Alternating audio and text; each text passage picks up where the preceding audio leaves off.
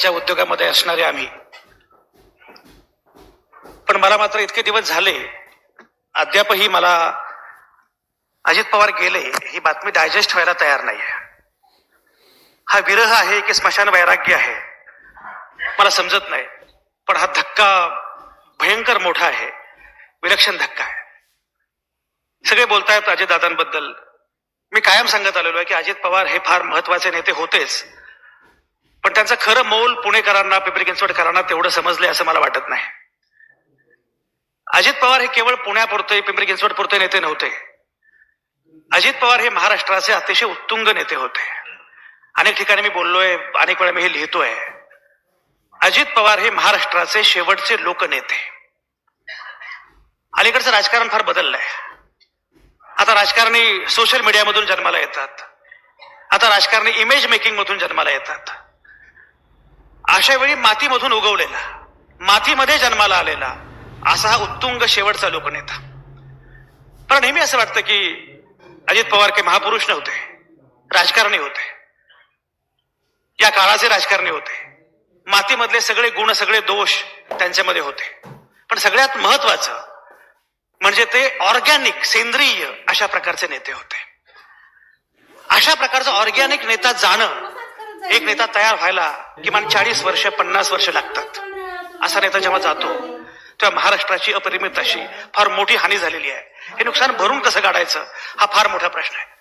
मला नेहमी असं वाटतं यशवंतराव चव्हाणांच्या स्कूलचा शेवटचा विद्यार्थी म्हणजे अजित पवार. ज्या प्रकारचं राजकारण, ज्या प्रकारचा अवकाश अजित पवारांच्या राजकारणाचा होता, मला आजही असं वाटतं की कधीतरी जयराव, अरे भेटलाच नाही तुम्ही. खरं म्हणजे अजित पवारांच्या बद्दल मी जेवढी टीका केली आहे, जेवढा हल्ला चढवलाय, जेवढे विनोद केले, तेवढे मी कदाचितच कोणाबद्दल केले असतील. पण माझं ते भाषण व्हायरल झालं की मला फोन करायचे, संजय राव किती ठोकाल. मान नाही मला, तुम्हाला आमची भूमिका आवडत नाही, पण ठीक आहे, कुठे जरी असलो तरी मी माझी भूमिका सोडणार नाही. माझी भूमिका पुरोगामी आहे आणि सर्वसामान्य माणसांसाठी मी लढत राहणार. हे इतकं वेगळेपण आहे. मला अनेकदा असं वाटतं की राजकारणाचा सगळा पैस इतका बदलतोय, राजकारण विखाराचं होत चाललेलं आहे. विखाराचा वणवा एवढा वाढतोय. अशा वेळी अजितदादा त्या वणव्यामध्ये गारव्यासारखे असे होते. हसणारा, विनोद करणारा, सेन्स ऑफ ह्युमर, नर्म विनोद, ही स्पेस राजकारणाची पूर्णपणे हरवत चाललेली आहे. अशा वेळी मला हे खूप महत्वाचं वाटतं. सगळ्यात महत्वाचं मला अजित पवारांबद्दल असं वाटतं की त्यांनी अख्ख्या निवडणुकीमध्ये, पुणे महानगरपालिका असेल, पिंपरी चिंचवड महानगरपालिका असेल, ही सगळी निवडणूक त्यांनी पूर्णपणे नेली विकासाच्या मुद्द्यावर. अजित पवार कधीही जातीच्या मुद्द्यावर बोलले नाहीत, धर्माच्या मुद्द्यावर कधीच बोलले नाहीत. कामाच्या मुद्द्यावर, विकासाबद्दल सातत्यानं बोलत राहिले, तीच मांडणी करत राहिले. तुम्ही कल्पना करा, म्हणजे 1980, 81, 82 मध्ये अजित पवार नावाचा एक तरुण पोरगा राजकारणाच्या रिंगणामध्ये आला.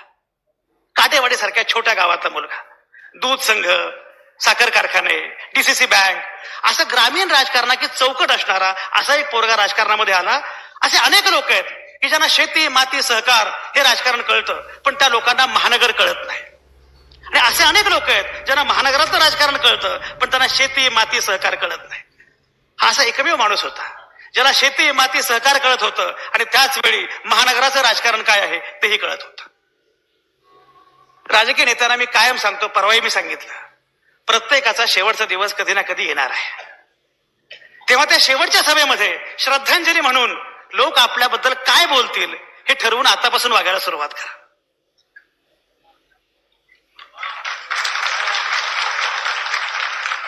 लक्षात घ्या, कुठलंही यश अंतिम नसतं आणि कुठलाही पराभव हा शेवटचा नसतो. यश अपयश आहे, पण शेवटी प्रत्येकाचा शेवट मात्र हमखास असणार आहे. तेव्हा लोकांनी म्हटलं पाहिजे, अरे यांनी हे केलं.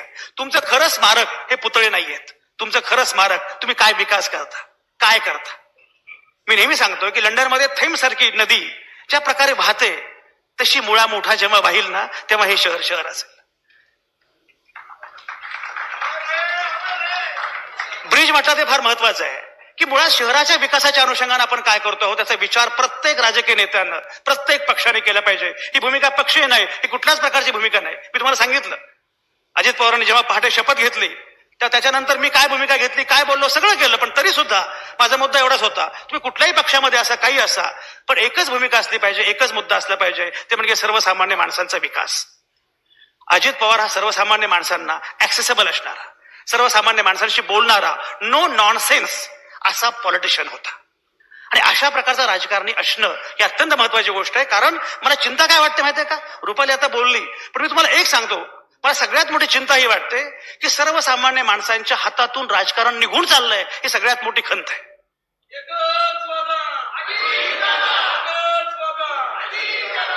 लोकांना कळत नाही की राजकारण, लोकांना कळत नाही की राजकारण माझ्या हातामध्ये उरलंय का.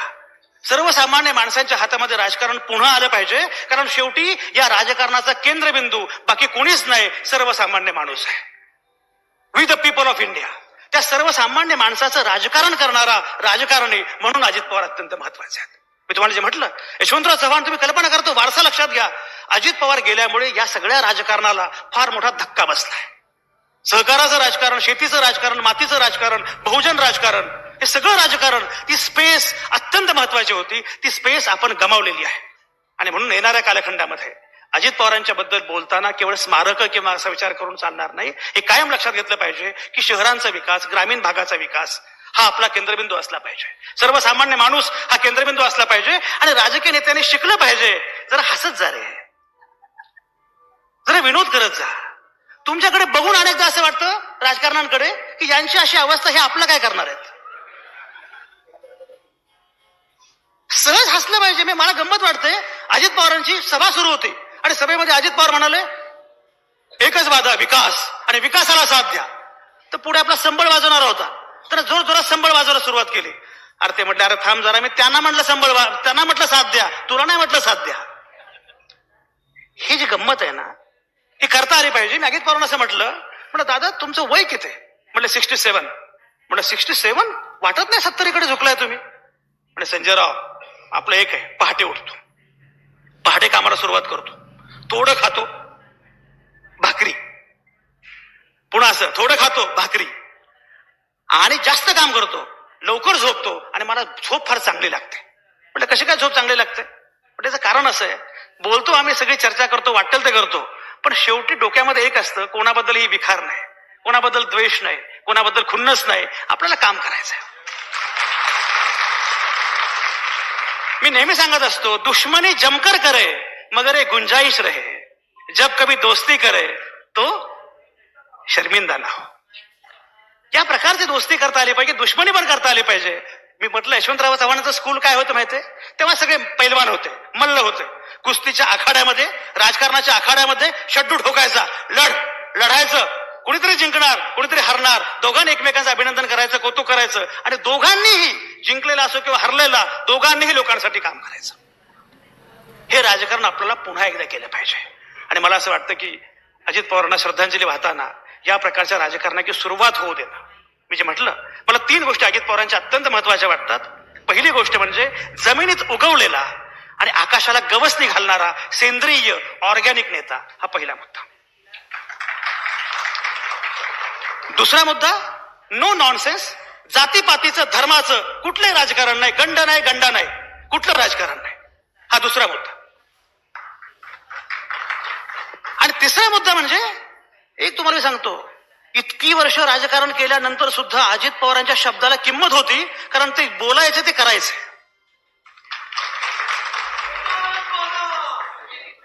अनेकदा उलट काय होतं माहितीये का, हे एक बोलले ना म्हणजे बहुतेक करणार नाही, ती खात्रीच असते. आपल्या शब्दाला वलय आणि आपल्या शब्दाला श्रीमंती, आपल्या शब्दाचं तेज आपण वाढवायचं असतं. अजित पवारांचं हे वैशिष्ट्य होतं. आणि म्हणून मला अजित पवार फार महत्वाचे वाटतात. मग असे ब्रिज म्हणाल ते अगदी खरं आहे. मला लोक विचारायचे की अजित पवार पत्रकारांना, 1 मिनिट गप्प रे तू, आणि तुम्ही गप्प कसं काय बसता? म्हटलं अरे तुला फक्त कॅमेऱ्याच्या समोर जे गप्प रे म्हटलं एवढंच कळालं, पण नंतर बाहेर जाऊन भाऊ बरा आहे ना, काही अडचण नाही ना, हे पण ते म्हणायचे, हे तुम्हाला माहिती नाहीये. अजित पवारांचा दरारा होता, दरार आणि दहशत यात फरक आहे. हा दरार असणं फार महत्वाचं आहे. आणि म्हणून मला अजित पवार हा अत्यंत महत्वाचा नेता वाटतो. मी म्हटल्याप्रमाणे यशवंतराव चव्हाण स्कूलचा शेवटचा विद्यार्थी मला अजित पवार वाटतात, कारण या प्रकारचं राजकारण त्यांनी विकसित केलं. याच प्रकारचं राजकारण आपल्यापैकी सगळ्या राजकीय नेत्यांनी, सर्व पक्षीय राजकीय नेते पुढे आहेत, माध्यम म्हणून, संपादक म्हणून हा अंकुश अत्यंत महत्वाचा आहे. हा अंकुश अत्यंत महत्वाचा आहे. दादांच्या शोकसभेमध्ये एवढा विनोद झालाच पाहिजे. हा अंकुश अत्यंत महत्वाचा आहे की शेवटी तुमच्यावर आमचं लक्ष असलं पाहिजे. सर्वसामान्य माणसांचं लक्ष असलं पाहिजे. राजकारणी अनियंत्रित झालेले आहेत. राजकारण आपल्या आवाक्याबाहेर गेलेलं आहे, आपल्या नियंत्रणाबाहेर गेलेलं आहे. अशा वेळी शेवटी तुमचा मालक मी आहे हे सर्वसामान्य माणसांनी सांगणं आवश्यक आहे. हे राजकारण अजित पवारांनी केलं आणि याच प्रकारचं राजकारण पुढे नेणं हीच अजित पवारांना भावपूर्ण श्रद्धांजली असेल.